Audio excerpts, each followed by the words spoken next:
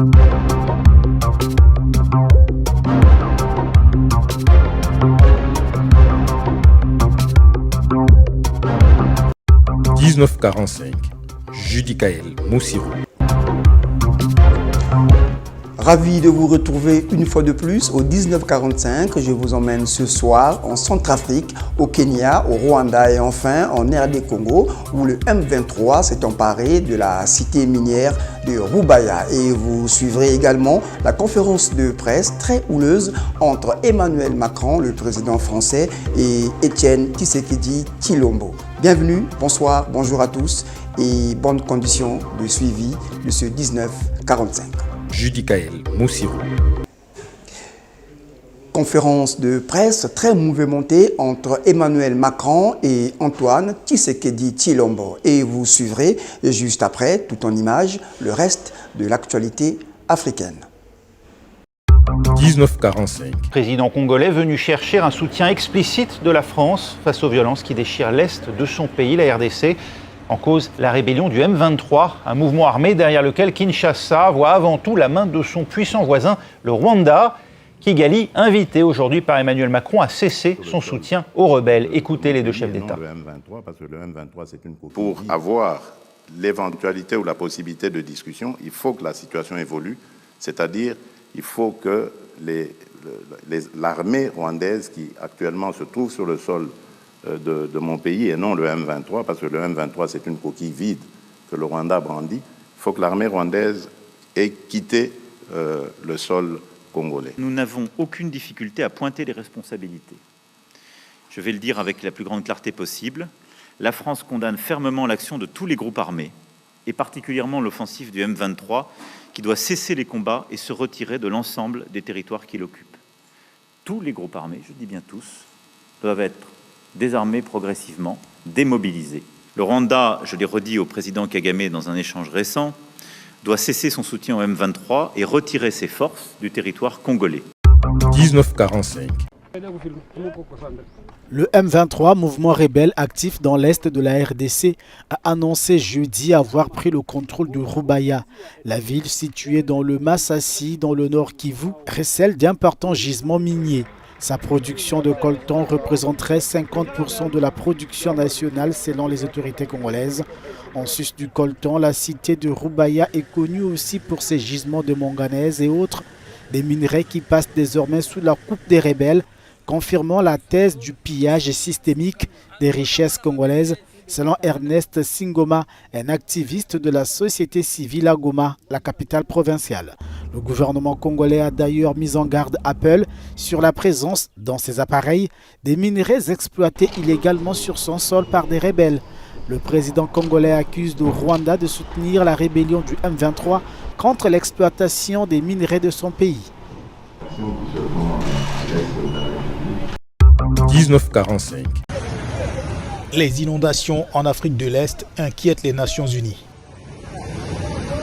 Jeudi, le porte-parole Stéphane Dujarric a fait part des inquiétudes de l'institution face aux sinistres causés par l'eau dans cette partie du continent.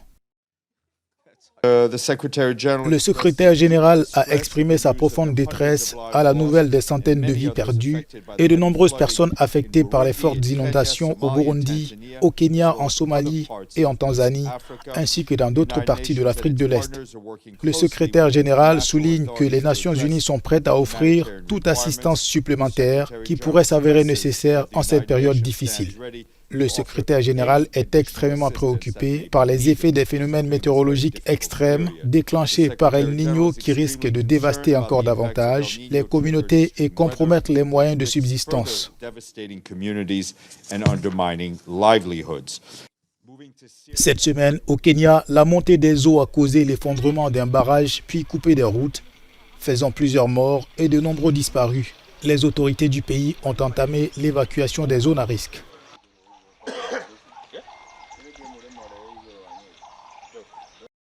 19h45. 2 officiers de l'armée nigériane sont mis en cause dans une frappe de drone effectuée par erreur et qui a tué 85 civils dans le village de Tudunbiri, au nord-ouest de l'État de Kaduna, en décembre.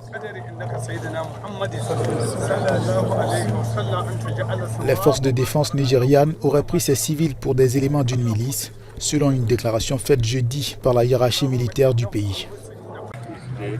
L'armée a déjà reconnu que le drone avait accidentellement frappé le village, tuant des habitants qui célébraient une fête musulmane dans l'une des pires erreurs de frappe aérienne du pays. Le directeur des opérations médiatiques de la défense, le général de division Edouard Bouba, a indiqué que les enquêtes étaient closes, avec l'engagement de traduire les coupables devant la cour martiale et de rendre justice aux victimes. Le général n'a pas donné plus de détails sur l'affaire.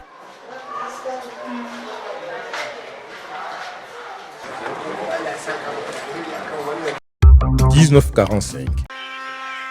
Le secrétaire à la défense des États-Unis a confirmé jeudi que des militaires russes occupaient bien la base aérienne 101 au Niger, où se trouve encore un petit nombre de soldats américains, la majorité ayant déjà quitté le pays.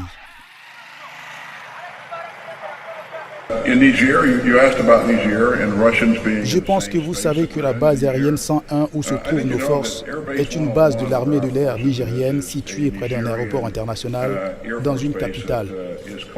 Les Russes se trouvent dans une enceinte séparée et n'ont pas accès à nos forces ni à notre équipement. Il s'agit là d'un point sur lequel, vous le savez, je me concentre toujours sur la sécurité et la protection de nos troupes. C'est quelque chose que nous continuerons à surveiller, mais pour l'instant, je ne vois pas de problème majeur en termes de protection de nos forces.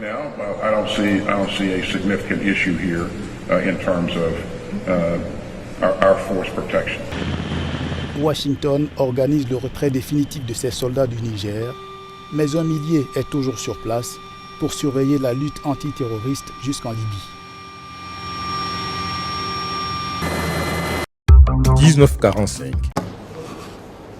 Un tribunal de la République centrafricaine soutenu par la communauté internationale a émis mardi un mandat d'arrêt international à l'encontre de l'ancien président François Bozizé pour des violations des droits de l'homme commises entre 2009 et 2013 par la garde présidentielle et d'autres forces de sécurité. Il s'agit de crimes commis sous la direction de Bozizé dans une prison civile et dans un centre d'entraînement militaire dans la ville de Bossembilem où de nombreuses personnes ont été torturées et tuées.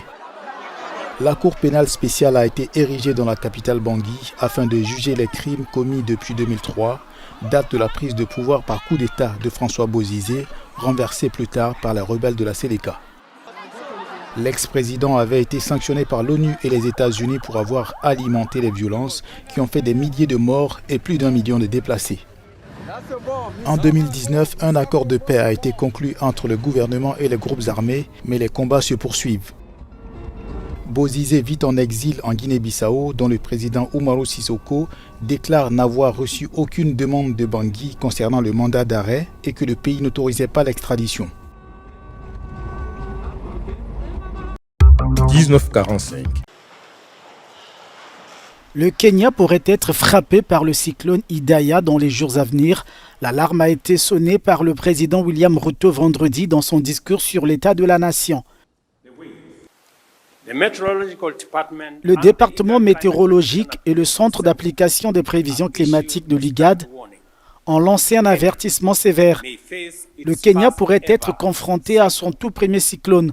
Ce cyclone, baptisé Idaya, pourrait frapper à tout moment et provoquer des pluies torrentielles, des vents violents et des vagues puissantes et dangereuses, susceptibles de perturber les activités marines dans l'océan Indien et les établissements humains le long de la côte kenyane.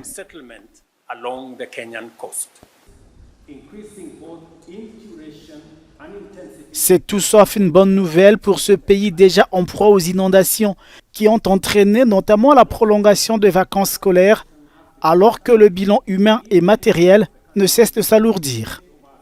Les chiffres publiés vendredi par le président kenyan William Ruto font état de plus de 200 morts.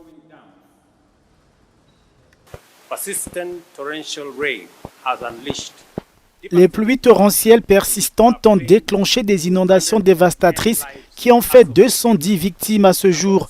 Elles ont également fait de nombreux blessés et ravagé les biens, les infrastructures et les moyens de subsistance. Aucun coin de notre pays n'a été épargné par ces ravages. La date de réouverture de nos écoles après les vacances d'avril, qui était prévue pour lundi cette semaine, a dû être modifiée.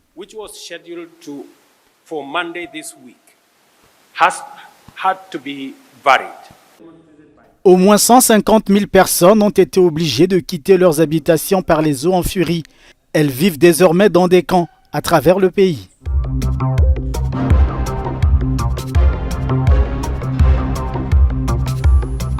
Merci à tous nos téléspectateurs de Kigali et de Kinshasa. Vous avez compris, c'est la fin de ce 1945. On se retrouve, quant à moi, la semaine prochaine. Mais l'info continue ce week-end en images sur C-Direct. Bonne suite de programmes sur la chaîne de Dieu Congo.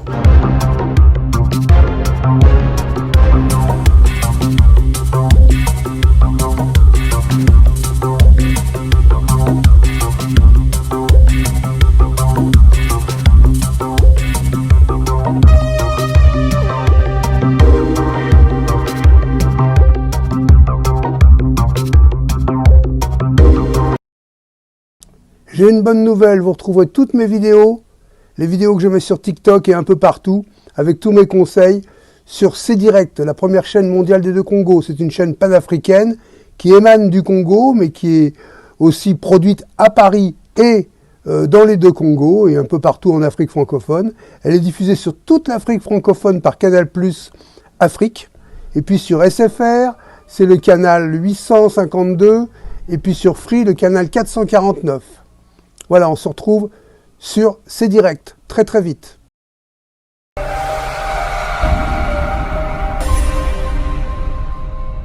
Dans le cœur de chaque rêve naît une graine de réalité. De ces rêves naissent les projets qui définissent notre avenir. Le travail, la fierté, l'innovation deviennent les piliers de notre ascension. Guidés par une vision, nous édifions l'avenir, étape par étape. Chaque détail compte, chaque choix sculpte notre destin. Au sommet de nos rêves, nous découvrons un monde d'opportunités. Ce qui est certain, c'est que la suite vous appartient. Les Tours Jumelles, Brazzaville, Congo.